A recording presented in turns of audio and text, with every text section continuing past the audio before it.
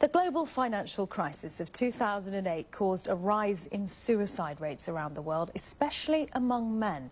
Researchers from Britain and Hong Kong said around 5,000 more people committed suicide in 2009 than would normally be the case.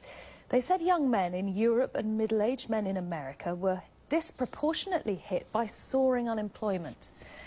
The Samaritans charity says 1 in 6 calls they received last year was about financial difficulties. That's up from 1 in 10 before the crisis. Well, Simon Howells is from the suicide prevention charity CALM, and he joins me now from Liverpool in the north of England. And Simon Howells, thank you very much for talking to us. I just wondered if the calls for help your organisation is getting are reflecting the financial realities of the time.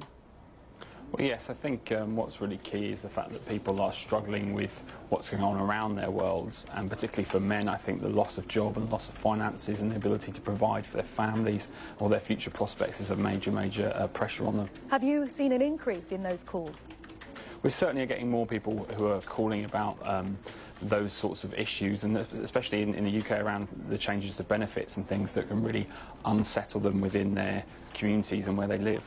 Yeah, just wondering what the conversations are like. What do they say to you? How do they feel that you can help them?